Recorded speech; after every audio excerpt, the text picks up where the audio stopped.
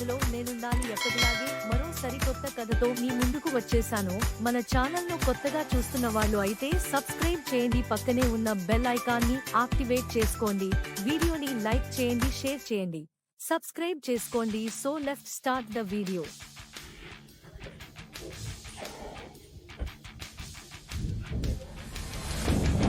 ఎరమచ్చ ఏంది సంగతులు? ఏముంటుందిరా, నువ్వే చెప్పాలా. మా దగ్గరే ఉంటాయి. సర్లే కానీ నీది మసిలిది లోసుడు చెప్పు.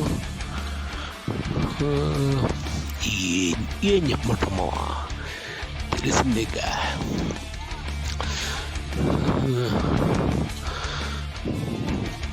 వీడియో కాల్లో అంతా జరిగిపోయింది. అసలు ఒకళ్ళు ఎట్టా దొరికినాయి. ఇన్స్టాగ్రామ్లో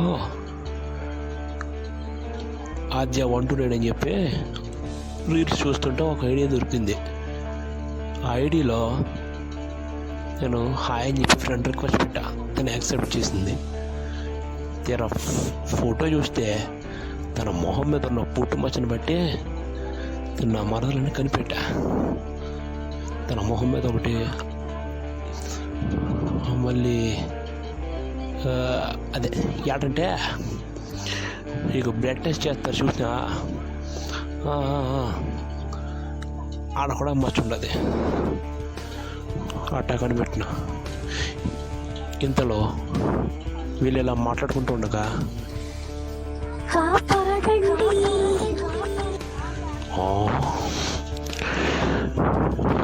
ఎవరు వీళ్ళు?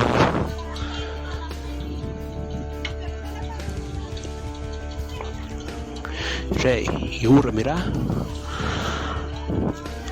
ఈ తలకాయని ఏడో చూశాను నేను. నా కొడక నువ్వా?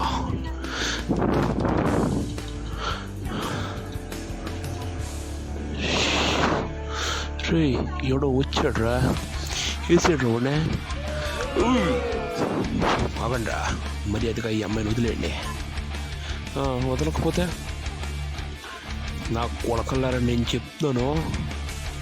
ఈరోజు ఒక విధ్వంసం మీద పడితే ఎటుంటుందో మీరు చూసేయాల కొడకల్లారా. రా ఏ సెంటర్ విని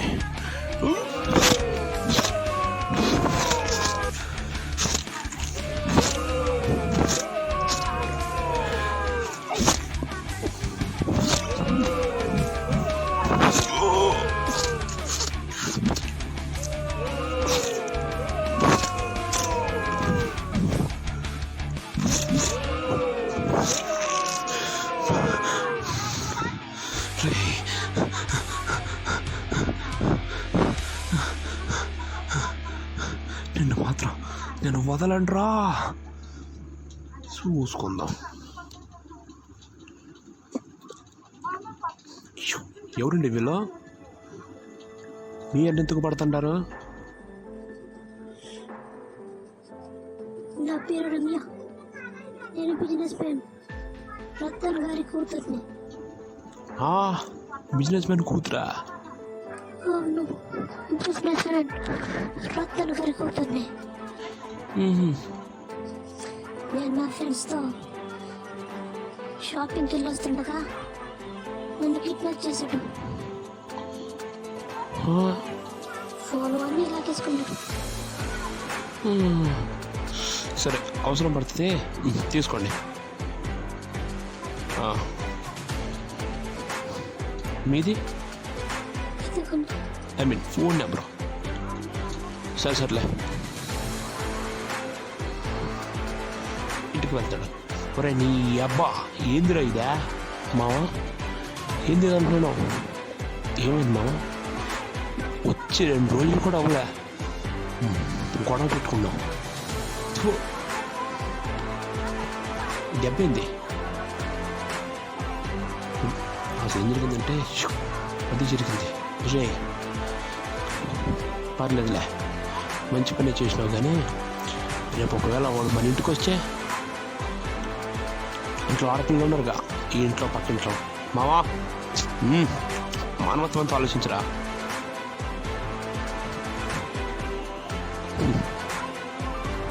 మన ఇంటిని టచ్ చేయాలంటే ఏడో గుండు ఉండదే, ఆ గుండెని దాటి టచ్ చేయాలి మావా. గుర్తెట్టుకో ముకుందా. ఏదో వీడు ఇదిలా ఉండగా, బాబాయ్ ఒక డౌటు, ఏంట్రా అసలు మీరంటే చిన్నప్పుడు మీరు చాలా ప్రేమగా చూసేవాడు కదా, అసలు విడిపోవడానికి గల కారణం ఏంటి? అసలు ఏంటంటే కారణం చెప్తాను నేను. వీటికి 8 ఏళ్ళు ఉన్నప్పుడే, మా చిన్నోడికి 8 ఏళ్ళు ఉన్నప్పుడే వాళ్ళ అమ్మ చచ్చిపోయింది. వాళ్ళ అమ్మ చచ్చిపోయినదని నేను 2వ పెళ్లి చేసుకున్నా. బాగానే ఉండేది. మా ఎదురింట్లో ఒక ఆంటీ ఉండేదిలే, వాళ్ళమ్మ ఆంటీ అని. ఆవిడ లేనిపోయి అన్నీ ఎక్కించి దీన్ని బుర్ర పాడు చేసింది. దీనికి చెప్పుడు మాటలు నమ్మే అలవాటు అప్పట్లో బాగా ఉండేదిలే. వాడు ఎంతో ప్రేమగా చూసుకునేవాడు, పిన్ని అంటూ వదిలేవాడు కాదు. కానీ పాపం నా బిడ్డకి ఎంత ప్రేమ చూపించినా ఆ పొల్లమ్మ అంటే వచ్చినప్పటి నుంచి బిడ్డ ద్వేషానికే గురయ్యాడు. ఎప్పుడు ద్వేషిస్తూ ఉండేది మా ఆవిడ, అంటే మీ పిన్ని. అప్పుడు అది చిన్నపిల్లరా, చిన్నపిల్ల. నా కూతురికి ఎక్కువ ఇంపార్టెన్స్ ఇవ్వాలి, లేదంటే వదిలేసిపోతా అని చెప్పి అన్నది. ఇంకేం చేస్తాను, వదిలేసిపోతాననేదాకా వచ్చిందంటే ఇంకా తప్పక వాడిని నేను కూడా పట్టించుకోవడం మానేసాను. అంటే అంతలా కాదు, వాడి తిండి అనే బాగానే ఉండేది, వాడితో ఎక్కువ మాట్లాడిచ్చేది కాదు. వాడితో గడపలేనున్నా ఇదేం చేసుకుంటుందన్న భయంతో గడపలేకపోయాను. ఉంటారు ఇలాంటి పిల్లలు కూడా ఉంటారు, ఇలాంటి విచిత్రమైన కథలు కూడా ఉంటాయప్పా.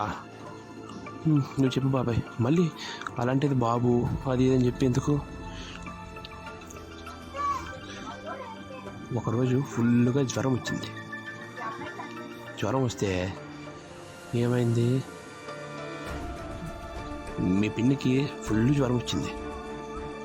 జ్వరం వస్తే వీడు గుడికి వెళ్ళాడు అనమాట. గుడికి వెళ్ళి ప్రదక్షిణలు చేశాడు, మోకాళ్ళతో ప్రదక్షిణ చేశాడంట. ఇది నీకెలా తెలుసు? మీ ఫ్రెండ్ ఉన్నాడు కదా ఆదిత్యగాడు, వాడికి తెలుసు మొత్తం. వాడే ఫోన్ చేసి, ఇయారా అంటే అప్పట్లో స్మార్ట్ చిన్న కీప్యాడ్ ఫోన్లు వచ్చిన కొత్తలే, నేను ఒకటి తీసా. ఎరా నువ్వు పిచ్చోడ్లాగా అమ్మ పిన్ని చెల్లి నా తొక్క అంటూ విలువిస్తున్నావు, నీకు అక్కడ విలువే లేదు. అయినా సిగ్గు లేకుండా ఎంతలో దీనికి నిజం ఫోన్ ఎత్తిందే తను. కానీ ఏం లాభం, తననే మాటలో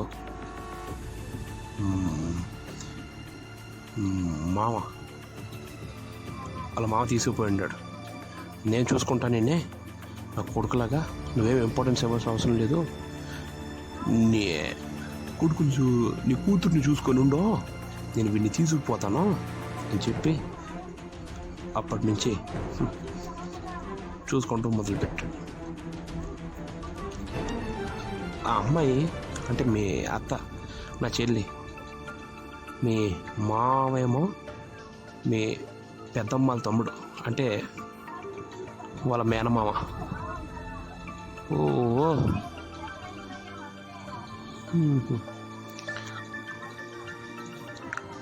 మరోవైపు నిజమే కదా మావ చెప్పింది. ఈరోజు నా మీదకు వచ్చినాడు, రేపు ఇద్దరు ఆడపిల్లల మీదకి రావడం నమ్మకం ఏంది? సరే ఏదైతే అయింది. అది ఎట్టయినా నాయన కూతురు,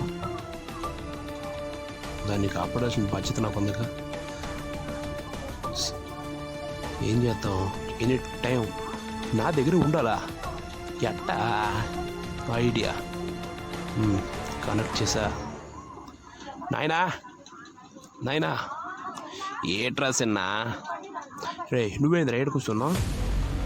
ఏం లేదు మా ఊరికనే. సర్లే ఇంటికి వెళ్తానే. నువ్వేంద్రా సిన్న ఎట్టాగొచ్చావు? నాయనా ఇది నీ కూతురికి. ఏంట్రా ఇది? ఎవరిచ్చారంటే ఏం చెప్పను? నువ్వు ఇచ్చినావని చెప్పినాయనా. ఊరే నేను చిన్నప్పటి నుంచి లేనిపోను గొప్పలు వేసుకోండి.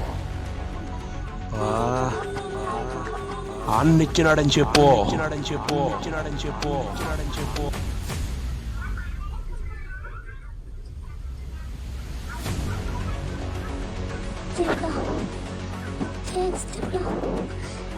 నేను మారుస్తుందావా? నీకు ధన్యవాదాలు స్వామి.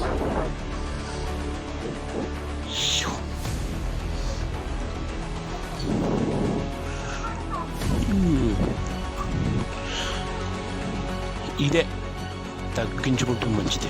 ఇది ఎప్పుడు చేతిగా ఉండాలని చెప్పు, తీయొద్దని చెప్పు. తీస్తే ఈ కాస్త అభిమానం కూడా ఉండదని చెప్పు. వెళ్తున్నా, నేను ఎప్పటికీ మారు. నేను ఇంతే, గుర్తుపెట్టుకో. ఏదో నీ కూతురు కదా అని కొంచెం అభిమానంతో ఇచ్చిన. ఎప్పుడు ఈ వాచ్ చేతికే ఉండాలి, ఒక్క స్నానం చేసినప్పుడు తప్ప.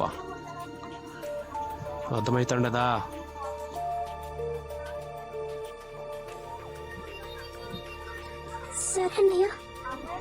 అని చెప్పి ఆత్రంగా వాళ్ళ నాన్న చేతిలో ఉన్న వాచ్ బాక్స్ లాక్కొని ఆ వాచ్ పెట్టుకుంటుంది. అది ఇంతకీ ఏ వాచ్? GPS watch. మరోవైపు నా మనుషుల్ని కుక్కల్ని కొట్టినట్టు కొట్టాడు, వాడిని వదలకూడదు.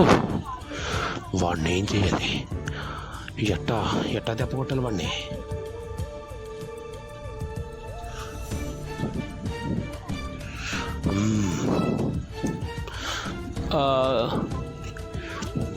ఆయాలో వాడు ఫోటో తీసినా కదా.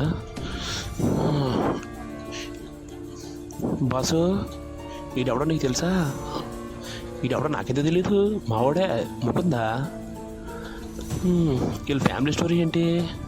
ఎందుకు అడుగుతున్నావు అంటే అప్పుడు వాడి ఫ్రెండ్లే. సరేలే చెప్తాను, నాకు తెలిసింది చెప్తాను నేను.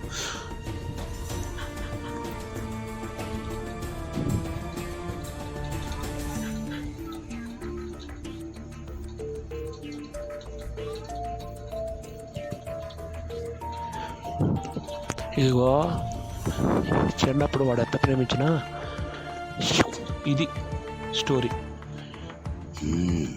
ఇది చాలు.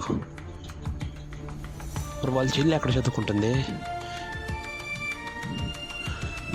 ఇక్కడే కాలేజ్లో.